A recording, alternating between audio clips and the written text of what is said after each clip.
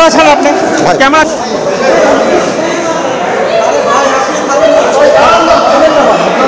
আমি সরি বলতেছি ভাই দাদা দাদা দাদা দাদা দাদা দাদা দাদা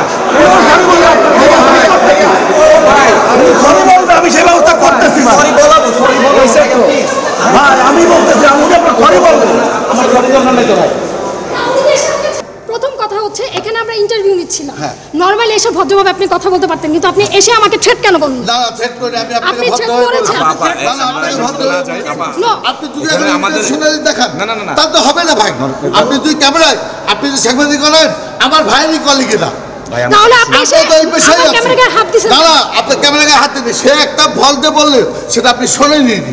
আমার ক্যামেরার সব কথা আমি শুনতে পেয়েছি। আমি ওনাকে বলেছি ভাই আপনি ক্যামেরাটা বন্ধ করেন, কথা বলি আমরা, কথা বলি। যদি আপনি ভুল বলেন উনি আপনার সাথে নরমালি কথা বলেছেন, যদি ভুল না আপনি ক্যামেরা চালাতে দিতে চাচ্ছিলেন না, ক্যামেরা নিয়ে ফেলতে চেয়েছেন। আমার ক্যামেরাম্যান আমার সামনে কথা বলেছে, এখানে আরো রিপোর্টার ছিল, অবশ্যই আমার ক্যামেরাম্যান নরমালি আপনার সাথে কথা বলছিল, আপনাকে জানার চেষ্টা করছিল। তাহলে আপনি কলিগ টানছেন, আপনি যদি আপনার কলিগকে টানেন তাহলে আমার কলিগও আমাকে টানছি না। আমি তো অনেক সস্তাটা জানতে চাচ্ছি, ওনাকে ভালোভাবে সরি বলতে উনি ঝগড়া করছেন। দাদা সরি আপনি তো অনেক সুন্দর করে উনাকে বলেন ভালোভাবে সরি বলতে। উনি তো ওইভাবে বলেননি, উনি ওইভাবে বলেননি।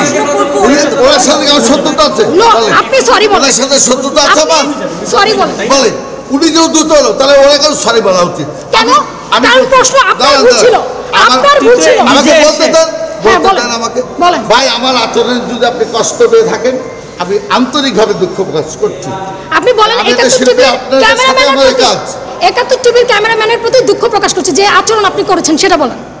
আরে ভাই আমি তো তাকেই বললাম, আমি তো বলছি যে আমার এখানে কেউ জানেন আপনি কার সাথে খারাপ আচরণ করেছেন? আপনি বলেন যে এটা আমাদের 71 টিভির, হ্যাঁ 71 টিভির ক্যামেরাম্যানের সাথে যে আচরণ আমি করেছি, ক্যামেরাম্যানের সাথে আমার একটু ঝামেলা হয়েছে, কথায় আসলে ভুল বোঝাবুঝি হয়েছে। এই পেশায় তো আমার ভাই ব্রাদারও আছে, নাম বলে আপনারা সবাই চেপেন, আপনাদেরই করে। আপনাদের সাথে তো আমার কোনো শত্রুতা নাই, আমাদের বন্ধুত্বই আছে। আপনারা তো আমাদেরই রিপোর্ট করেন। আমি কি জিজ্ঞেস করেছি যে আপনারা কি নির্বাচনের ক্যান্ডিডেটদের ইন্টারভিউ নিচ্ছেন? আপনারা বলছেন ইয়েস। শিল্পকলাতে গিয়েছিলাম অভিনয় শিল্পী সংঘের নির্বাচনের প্রার্থী পরিচিতিদের প্রোগ্রামে। আমরা একে একে করে খুব সোভারলি সিনিয়র আর্টিস্টদের বাইট নিচ্ছিলাম। প্রাণেশ নামের, যিনি হচ্ছেন অভিনয় শিল্পী সংঘের একজন মেম্বার, উনি অনেকক্ষণ যাবৎ ধরেই পিছে ঘুরঘুর করছিলেন সব মিডিয়ার, যে টুলু নামের একজনের বাইট নেওয়ার জন্য। তো যেহেতু আমরা সিনিয়র আর্টিস্টদের বাইট নিচ্ছিলাম, সেটা শেষ না হওয়া পর্যন্ত আমরা তো অন্য কোনো বাইট নিতে পারবো না। তো আমরা ওখানে দাঁড়িয়েছিলাম, তো বাইটটা নেওয়া, সিনিয়র আর্টিস্টের বাইট নেওয়া শেষ হওয়ার সঙ্গে সঙ্গে উনি এসে আমাদের সিনিয়র ক্যামেরাম্যান শিবলি আহমেদ ভাইকে বলেন যে আপনারা কি শুধু নন ফেসদের ইন্টারভিউ নিচ্ছেন? যদি শুধুমাত্র নন ফেসদের ইন্টারভিউ নেন, যদি সব ক্যান্ডিডেটদের ইন্টারভিউ না নিলে আপনারা কোনো নিউজ করতে পারবেন না এবং আপনাদেরকে কোনো ইন্টারভিউ নিতে দেওয়া হবে না। আমি গিয়ে ওনাকে বলি কি হয়েছে, আপনি আমার সঙ্গে কথা বলেন, এবং উনি আমাকে বলেন যে আপনারা কেন শুধু নন ফেজের ইন্টারভিউ নিচ্ছেন, যে আপনি যেভাবে বলছেন সেভাবে তো আমরা কাজ করতে পারবো না, আমরা আমাদের মতো করে কাজ করতে হবে।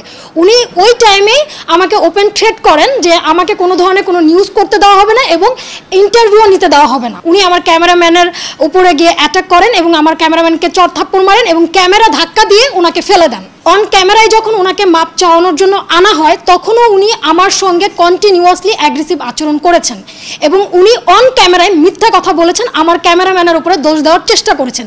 যে কথা উনি বলতে চেয়েছিলেন সেটা সম্পূর্ণ মিথ্যা। আমার সঙ্গে, আমার ক্যামেরাম্যানের সঙ্গে যে ঘটনা আজকে ঘটানো হয়েছে, সেই ঘটনার প্রতি তীব্র নিন্দা জানাচ্ছি এবং এর সুষ্ঠু বিচার চাচ্ছি, এবং ভবিষ্যতে আর কোনো রিপোর্টার বা ক্যামেরাম্যানের সঙ্গে এ ধরনের ঘটনা যেন না ঘটে সেই অনুরোধ জানাচ্ছি।